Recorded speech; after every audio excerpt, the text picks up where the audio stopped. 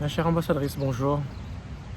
J'espère que tu vas bien. J'essaie de profiter d'un bon petit rayon de soleil. En ce moment, il fait très beau. Quelques semaines après le cyclone que nous avons eu sur l'île de la Réunion. Le beau temps revient. C'est vrai que c'est agréable de pouvoir ressortir et de profiter du bon temps. Donc là, je suis à la plage. J'ai la mer en face de moi.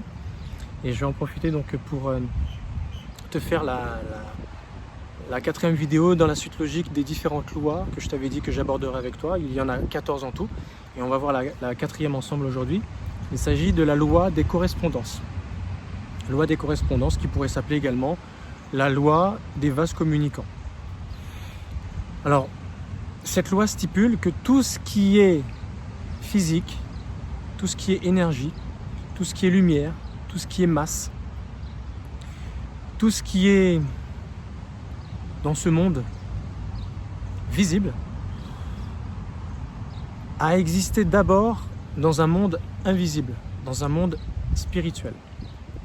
Tout ce qui est à l'extérieur a d'abord existé à l'intérieur. Tout ce qui est en haut, c'est-à-dire dans l'univers, dans l'espace, a d'abord existé à l'intérieur. C'est ce que j'expliquais déjà dans une vidéo. Je crois que c'était dans la toute première loi. Les interconnexions qu'il pouvait y avoir. Je parlais surtout des interconnexions entre l'infiniment petit avec l'infiniment grand. Ça ressemble à ça, mais pas tout à fait. Là, c'est plutôt une loi de priorité.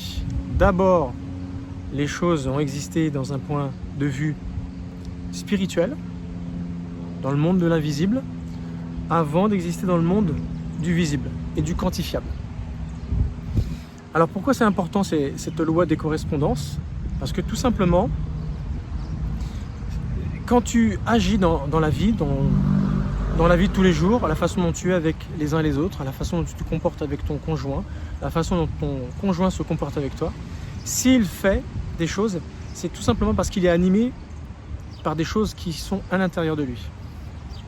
Est-il animé par l'amour, qui va l'amener à avoir des principes de vie régis par l'amour, des pensées régies par l'amour, qui prennent bien sûr leur source dans des valeurs propres à l'amour, qui vont l'amener à avoir des paroles empreintes d'amour, et ensuite des actions et des effets sur l'autre empreints d'amour. Forcément, ça va faire du bien à l'autre. Mais si tu prends l'inverse, c'est-à-dire si ton compagnon est animé par le mal, le mauvais, la méchanceté, ben forcément, ses valeurs, ses pensées, ses paroles, ses actions et l'interaction que ça aura vis-à-vis de sur toi, vis-à-vis de toi, ça va forcément avoir une action contraire par rapport à l'amour. Et si toi, tu arrives à continuer d'avoir de l'entrain à nourrir une telle relation, au bout de plusieurs années où tu subis cela, ben tu es très courageuse. Parce que forcément, c'est difficile et délicat de se dire, mais est-ce que tout ça, c'est fait pour mon bien? Ben non. Quelqu'un qui est animé par quelque chose d'invisible à l'intérieur de lui, à l'intérieur d'elle, et qui est poussé à faire des choses qui nuisent à l'autre, je suis désolé. C'est pas fait pour te faire du bien. Et c'est ça qui est malheureux. C'est ça qui est malheureux parce que tout simplement, la question est de quoi cette personne est-il profondément animé? Est-ce qu'il est animé par le bien, le mal? Qu'est-ce qui le pousse à être ainsi? C'est en fonction de ces actions que tu arrives à déterminer qu'est-ce qu'il y a à l'intérieur, au profond de lui-même. On ne connaît véritablement jamais une personne, surtout lorsqu'on l'entend parler. On commence véritablement à connaître une personne, non pas lorsqu'on commence à l'écouter, mais plutôt quand on commence à regarder comment elle agit. C'est ses actions qui vont révéler qui elle est.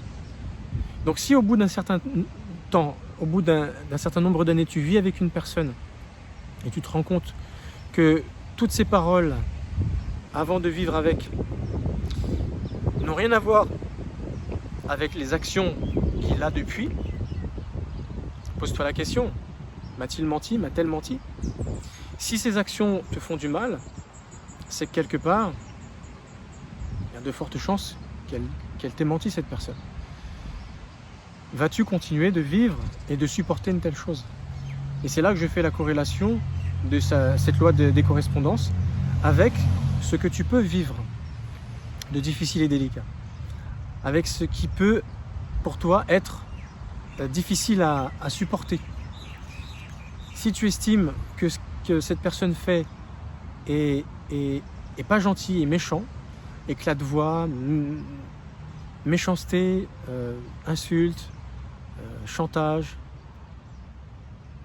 etc., etc., et ça veut dire que la façon dont elle t'aime, tu peux te poser la question, est-ce que c'est vraiment ça l'amour? L'amour, elle est censée faire du bien, elle est censée apporter quelque chose de positif à l'autre. Si toi tu ne te sens pas bien, si tu en as perdu ta joie, tu en as perdu ton goût de la vie, et tu te demandes pour quelle raison tu continues de faire les choses, peut-être parce que tu as des enfants, ou peut-être parce que tu as peur de prendre une décision radicale, ou tu as peut-être peur de partir, parce que sur le plan financier, ça va te mettre beaucoup dans les ennuis, eh bien, c'est souvent cela qui retarde une personne avant de prendre ce genre de décision. Mais pourtant, elle préférera être malheureuse,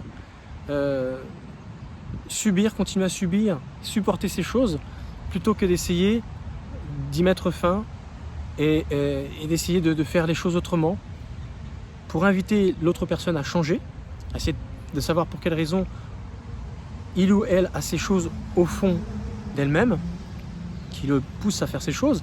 Si tu te rends compte qu'il y a constamment des excuses ou des évitements à la discussion ou un refus catégorique de changer, ou sinon c'est des petits changements mais qui ne durent jamais dans le temps et on redevient toujours la même personne et on continue toujours dans la même ligne directrice de ce qui est fait, pose-toi la question.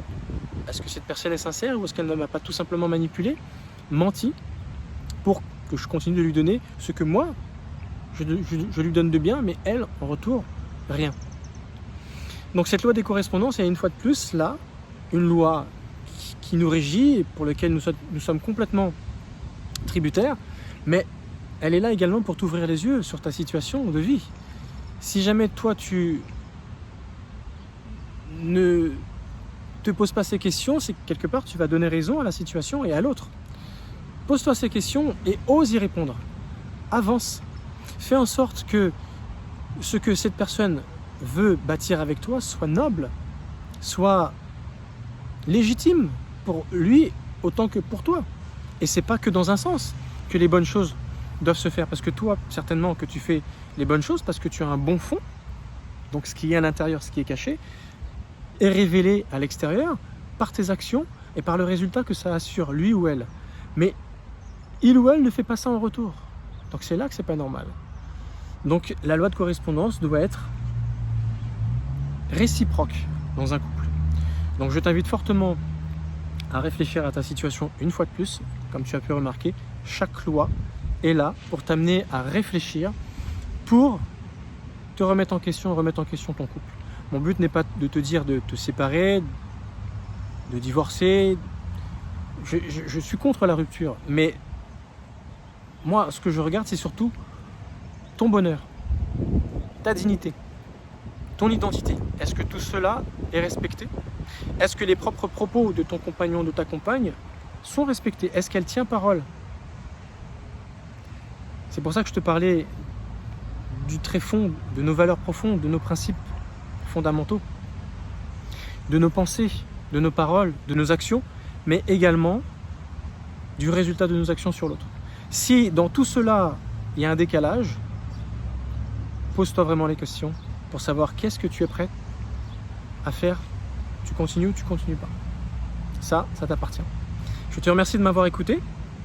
Encore merci de me suivre, de me lâcher un petit commentaire. Tu sais à quel point pour moi c'est important de communiquer avec toi. Je te remercie de continuer à me suivre, ça me fait énormément plaisir. Et surtout, si tu me lâches un commentaire, ça va me permettre d'améliorer mes contenus. Je te dis à la prochaine vidéo, à très bientôt, passe une très bonne journée. Ciao!